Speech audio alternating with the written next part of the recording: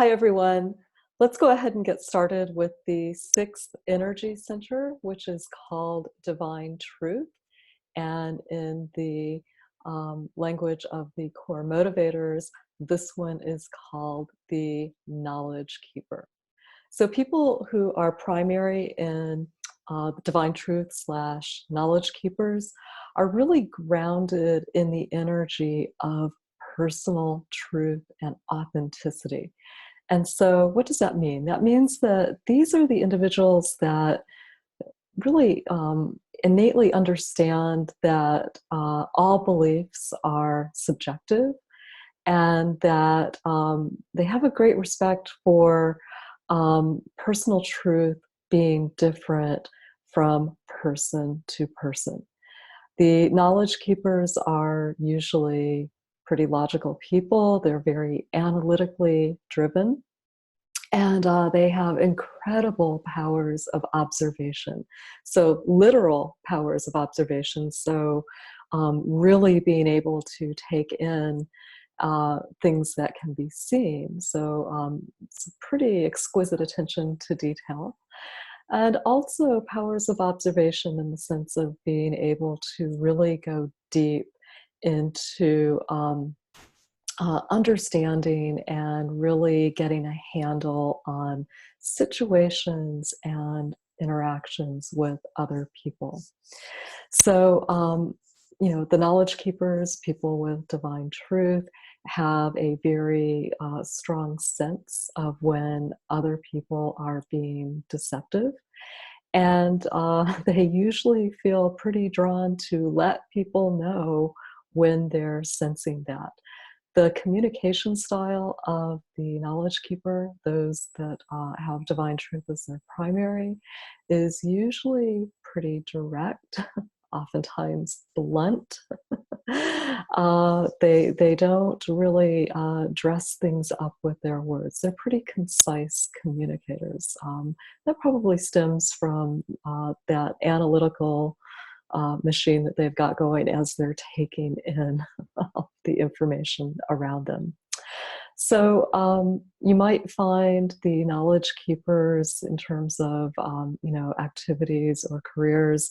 If you think about situations where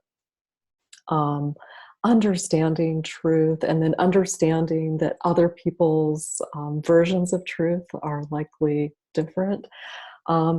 The knowledge keepers are very likely to be drawn to professions or careers that involve consulting or advising. You might find them in leadership positions. So, thinking about management or supervising others where they can really dial into what other people are doing in terms of expressing their own truth and actually helping people identify their own truth. They make good scientists, so the knowledge keepers, because of their keen sense of observation, are they make really good explorers, and so scientists. Anything where a lot of observational information needs to be taken in, and there needs to be development of truth from that information. Let's see. Let's talk about the dysfunction of the knowledge keepers. So, because of their propensity for this, very concise, direct way of communicating, sometimes they can come across as, a little too blunt or a little too harsh. And so diplomacy is not their strong suit. They see the truth as they see it, whether it's their own truth or they see the truth of someone else, and they don't hold back verbalizing that. And like I said, they don't like to dress things up. They just really get straight to the point, very direct. So, sometimes that lack of diplomacy can lead to, their expression being unwelcome. And so they kind of need to be mindful of that when they're engaging with other people. The other thing is that the knowledge keepers sometimes will either hold back too much or overdo it on the truth front. And so, what do I mean by that? When they're holding back, when they are not allowing themselves to access their own truth, they can kind of get stuck in looking for truth in external sources. And so that's a really dysfunctional expression of the knowledge keeper. They're still going after truth, but they're losing sight of that personal aspect. And so they can become over reliant on looking for truth in other people's ways of doing things instead of really drilling down and getting to what they hold to be true. The other end of the extreme is being so overly immersed and enmeshed in their version of truth that they might become very rigid with those beliefs, and to the point where they just get really stuck on being right and proving their rightness. And so, again, losing sight of the personal aspect, but instead of losing sight of their personal aspect, losing sight that other people's personal truth may be very different. So yeah, so that continuum, when it gets out of whack, that throws them into the dysfunctional expression. And how that might show up is pretty interesting too, because sometimes these knowledge keepers will just completely shut down and stop expressing their truth.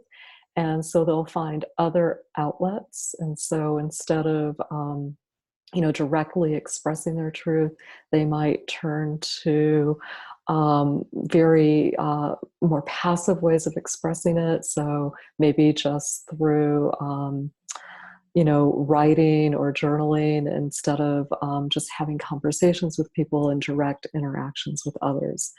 So, what is the antidote to the dysfunctional expression? Well, it's very similar to the antidote for the speaker/idea exchanger, which is to really examine whether they are surrounded by people who are open to that dialogue, to that exchange of truth. It is checking, is the communication style a little too direct? And I'm not saying to hold back, but what I am saying is to maybe dial up the diplomacy a little bit.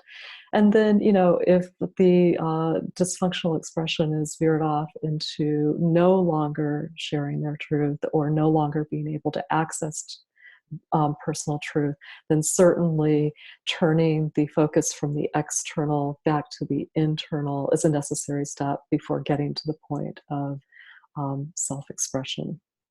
So, yeah, so that's the antidote. And so here's the thing about these knowledge keepers. We are so lucky to have that group among us, because here's the really lovely thing about divine truth slash knowledge keepers. These are the people that, see, how do I want to say this? Because they're really upholding personal truth, and they really, in their most functional expression, understand that truth is subjective, that our beliefs are subjective. They are they're creating this space, they're holding this space for the rest of us to develop that insight into what our own personal truth is. Another word for that is our authenticity. And so they're creating that space for us not only to get in touch with our authenticity, but to really know that our authenticity may be different from another person's and another person's. And not only is that okay, but that's just a really good thing. And in doing so, that also is paving the way for us to, not only know our authenticity, but to also find the courage to act on our convictions as we know them to be true. So the knowledge keepers are bringing this incredible gift of holding that space and supporting all of us in finding and following our authentic truth. Beautiful, beautiful soul group. There you go, the Knowledge Keepers.